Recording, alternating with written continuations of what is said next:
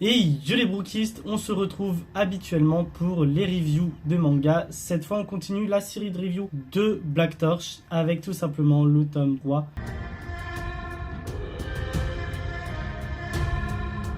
Qui est juste incroyable. D'ailleurs, on sait que chaque tome de Black Torch possède une illustration spéciale au début de son manga. Et c'est maintenant qu'on va voir d'ailleurs la première illustration que je trouve super sympa. J'adore découvrir les illustrations. Là, on est tout simplement avec la Black Torch au complet. Voilà. Et c'est sympa. J'aime beaucoup. En plus, en couleur, le papier est de bonne qualité. Donc voilà. Je sais pas s'ils sont détachables. Moi, je les détache pas. Du coup, on commence avec la review du tome 3 et comment commence le manga. Souvenons-nous, à la fin du tome 2, Rago et Jiro étaient plongés dans l'illusion pour faire une simulation d'entraînement et affronter un gros monstre qui ressemblait étrangement au pouvoir de Rago à pleine puissance. Du coup, quelles sont les conséquences? Ce monstre-là fait perdre totalement le contrôle à Fuyo qui justement génère cette simulation. Simulation qui a pour but de rappeler des souvenirs du passé et de faire en sorte de les combattre. Très rapidement, en fait, le monstre va discuter avec Rago et Jiro et va comprendre que Rago n'a plus aucun souvenir. Il va donc décider de lui rappeler un petit peu qui il était en changeant d'endroit. Ils vont faire un bond dans le passé, dans l'illusion toujours, dans laquelle on va se retrouver dans un temple où on retrouve la même stèle. Le temple shintoïste, du coup, puisque c'est un temple shintoïste, ressemble étrangement au temple dans lequel on avait déjà vu la stèle et donc le précédent temple shintoïste. Ça veut dire c'est un temple shintoïste, c'est normal qu'il y ait des ressemblances. Dans ce passé, on voit tout simplement le Rago du passé qui discute avec Jirobe, qui est aussi un jeune garçon qui prie justement Rago. Est-ce qu'il y a quelque chose en rapport avec les Monoke? Possible, mais pas sûr. Et en fait, on se trouve juste à l'an 15 pendant l'ère Kyoho en 1730. Je pense que de ce que je comprends via ça, c'est que chaque ère d'un roi, enfin d'un empereur japonais, il y a des dates et à chaque nouveau empereur ou chaque période, on recommence à zéro. Du coup, là, ça correspond aux années 1730. Et en fait, du coup, Rago va discuter avec Amagi. Amagi qui semblerait être un ami du Rago du passé, sauf qu'il me paraît fortement douteux. Et c'est le cas parce que Amagi a la même voix que l'homme dans la tablette, que le Mononoke dans la tablette qui a essayé de libérer le Rago lorsqu'il a été emprisonné dans la stèle. Donc pourquoi est-ce le libérer? Est-ce qu'il le libère parce que ce sont deux anciens amis ou est-ce qu'il a un but précis? Et personnellement, vraiment, quand je dis qu'il a l'air très douteux, il a l'air vraiment douteux. Et au fil de cette discussion devient hyper intéressante parce que on apprend pas mal de choses et notamment que l'année 1730 c'est aussi plus ou moins les années où débute la menace humaine envers les Zonmitsu, parce qu'il faut savoir que du coup avec Rago on peut penser que les humains vénéraient les Zonmitsu en tant que dieux. On voit que c'est le début des menaces humaines envers les Momonoke et c'est bien le cas parce que en fait c'est le début des Zonmitsu aussi. Avant les hommes, les humains vénéraient un petit peu les Momonoke comme des dieux et notamment c'est pas pour rien qu'on appelait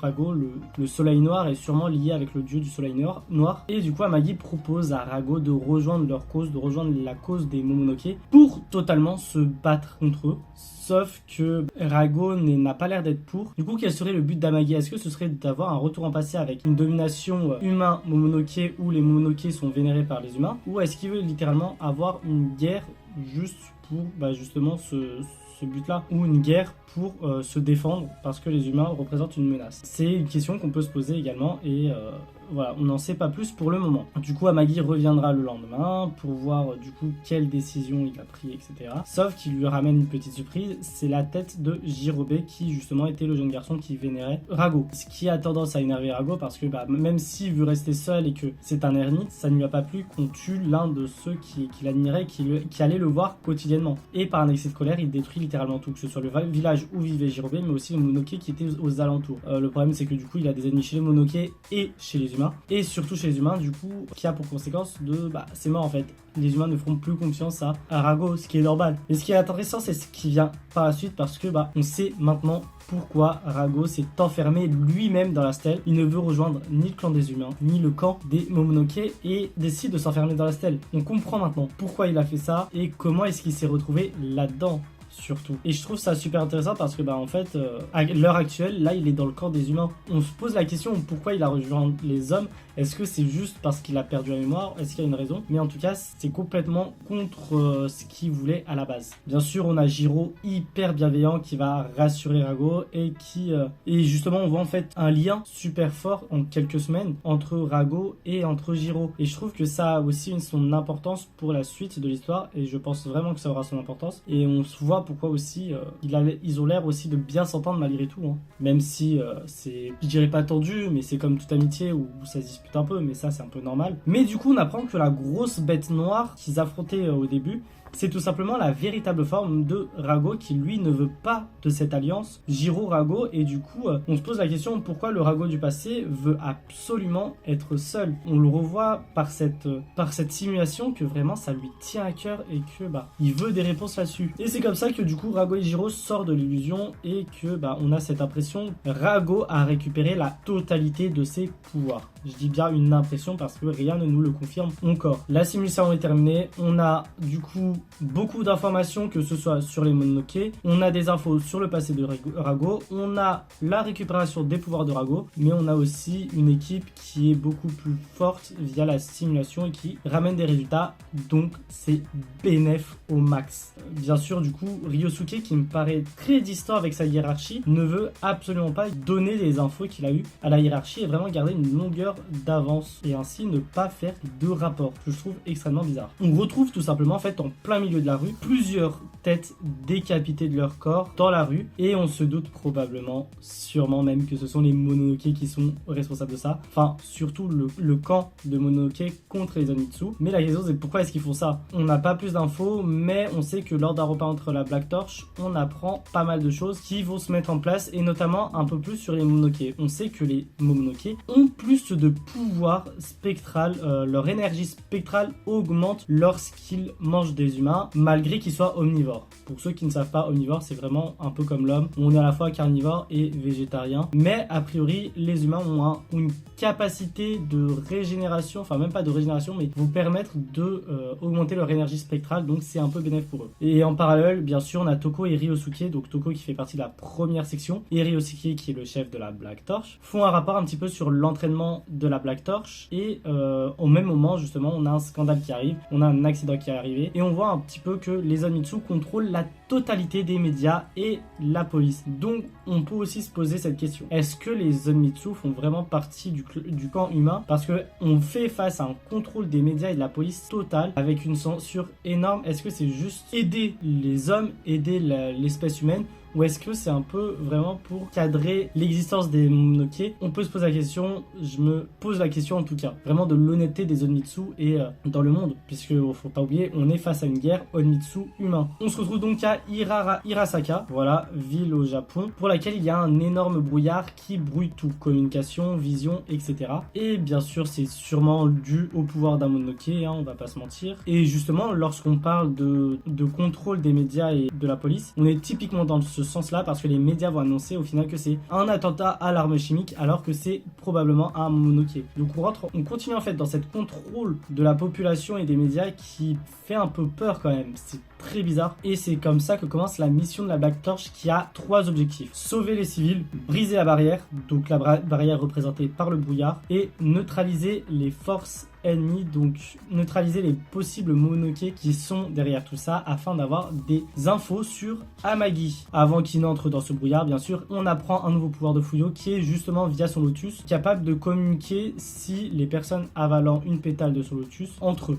Donc pas besoin de système de communication vu que son pouvoir spectral le permet. On apprend justement qu'il y a 3 Mononoke derrière. Donc on a une jeune fille, Naruko, qui permet justement de contrôler le brouillard. Donc c'est à cause d'elle que les communications sont coupées. On a Roren qui est tout simplement un hypnotiseur et qui a hypnotisé totalement la population humaine dans ce brouillard. Et un gros balèze, Kanawa, qui a l'air d'être un combattant et qui pour lui, pas grand chose, hein, juste, il a l'air vraiment d'être un combattant et lui, il est juste en train de grailler. Vraiment, il graille de l'homme, ça m'étonne pas. Mais on se pose encore une fois, pourquoi faire autant de bruit? Parce que du coup, c'est pas une zone très petite qu'ils ont coupé de communication. C'est totalement une ville entière et ils ont attiré ça avec des têtes d'humains à laisser dans la rue. Donc, à mon avis, c'est forcément pour attirer Rago, mais on a aucune... on est sûr de rien en fait. Je le dis ça parce que depuis un moment, ils essayent de récupérer Rago et qu'ils n'ont toujours pas récupéré. Mais je pense vraiment que c'est pour l'attirer. Bref, du coup, on retourne sur cette histoire de brouillard et le fait que les hommes dedans soient exposés super longtemps au brouillard est hyper néfaste parce qu'ils peuvent subir des troubles psychiques. Reiji nous l'informe une fois que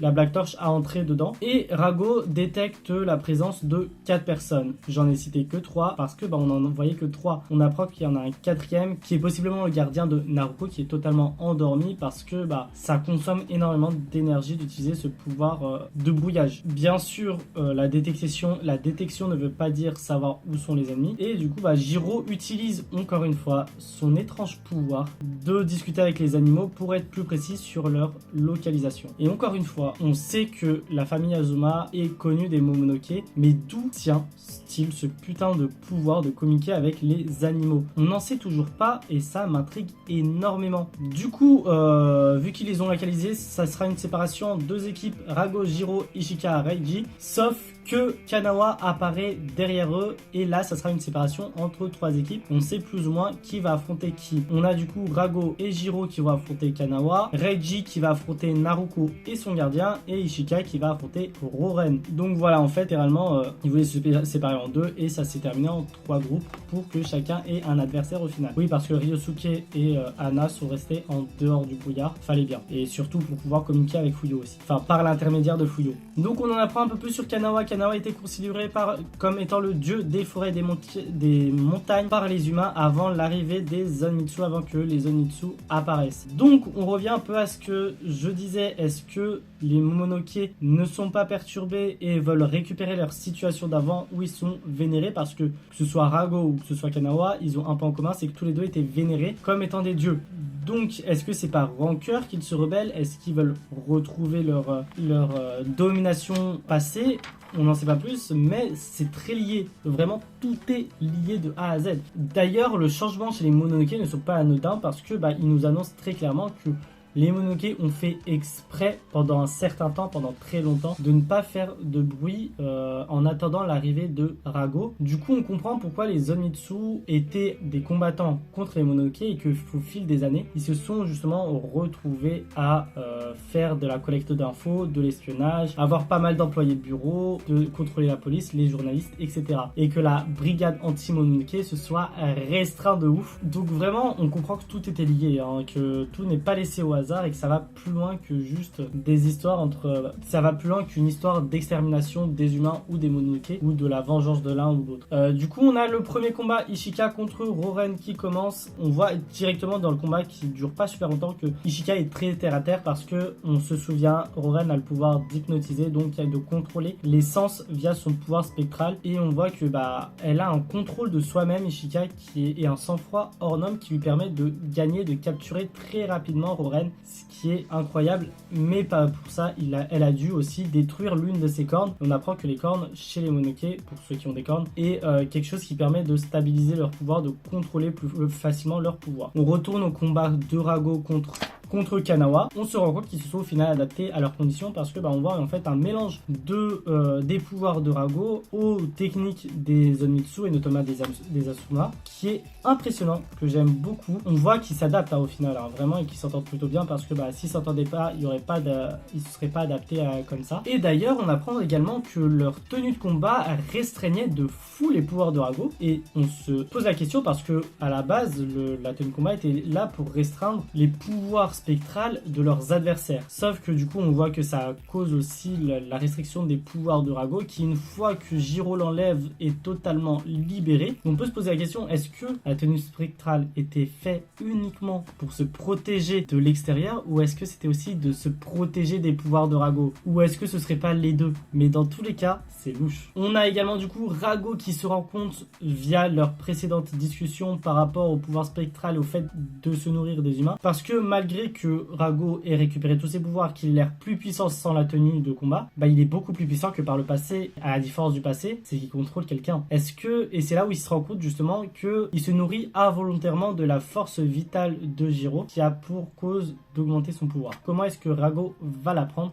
Est-ce qu'il va bien le prendre? Est-ce qu'il va mal le prendre? On n'a aucune idée. Et là, on se retrouve au combat Reiji versus Naruko et son gardien, qui est tout simplement Shinji, le frère de Reiji. Donc on se retrouve encore sur un combat fraternel, toujours là, toujours en place. On apprend que Shinji n'a pas été possédé par le Yamakaze, sabre qui était pour le rituel de passation de pouvoir de chef de clan, etc. Et du coup, on se pose la question, pourquoi est-ce qu'il a tué volontairement du coup son père et son clan? Et pourquoi est-ce qu'il a rejoint les Momonoke dont il est censé se battre? Parce qu'il fait partie d'un ancien clan de shinobi qui fait partie des Zenitsu. Donc déjà, ça c'est sûr, on l'a appris que Shinji veut se battre contre les Zenitsu. Donc déjà, une partie de ma question est totalement répondue. Mais pourquoi il a tenté de se justifier, mais pour moi, c'est pas clair dans le sens où sa justification, c'est se battre contre Reiji. Par le passé, il y a eu certains événements et il nous explique en fait, Reiji était à la base beaucoup plus fort que Shinji. Enfin, on voit que du jour au lendemain, Reiji est plus faible que Shinji,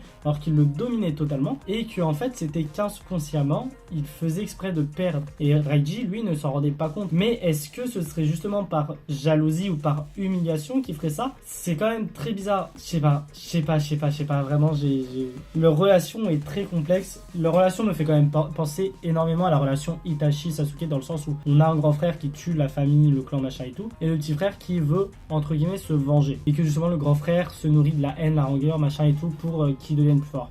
Donc là, on est sur une situation similaire, mais je pense que les tenants et aboutissants ne sont pas les mêmes, et j'ai hâte de savoir. Et le combat se termine justement avec la domination totale de Shinji, qui va blesser Reiji et s'en aller. On revient du coup sur Rago et Jiro, et une fois que Rago et Jiro ont battu leur adversaire, du coup Kanawa, Amagi se pointe, Amagi débarque totalement, et Pukav littéralement balance que Rago est en train de bouffer la force vitale de Jiro, et qui subit en fait les contre-coups à chaque fois qu'il utilise le pouvoir spectral de Rago. Jiro n'a pas l'air plus perturbé que ça, au contraire, limite il est resté très pragmatique, et très bizarre de sa part d'ailleurs, en mode nique sa mère, bouffe mon pouvoir, tant qu'on le chope, ça va permettre de nous séparer plus rapidement et justement de nous libérer. Sauf que Amagi en fait qu'une bouchée de Jiro et propose deux choix à Rago. Soit de capturer Jiro, soit de sauver Jiro en littéralement rejoignant les Momonoke. Et c'est comme ça que se termine totalement le manga. Le tome 3.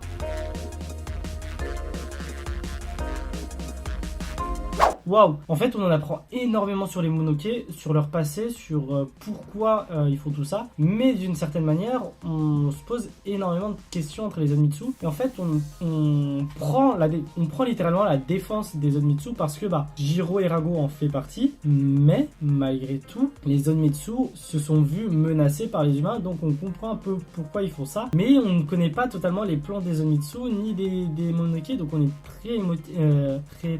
très perplexe par la situation. Enfin, moi je suis énormément perplexe par la situation. Je ne sais plus prendre quelle position du coup en tant que lecteur, mais c'est super intéressant et encore une fois ça avance super bien, ça ne traîne pas en longueur. Bon, ça se termine en 5 tomes donc je m'attendais pas à ce que ça traîne en longueur, mais c'est ni trop rapide ni trop long et c'est plutôt pas mal. En tout cas, dites-moi ce que vous en pensez des reviews toujours, si ça vous plaît toujours, si vous avez lu le Black Torch, et on se retrouve très bientôt. N'oublie pas également de t'abonner et de commenter, liker, ça je l'avais dit, et on se retrouve très bientôt. À plus les brokis.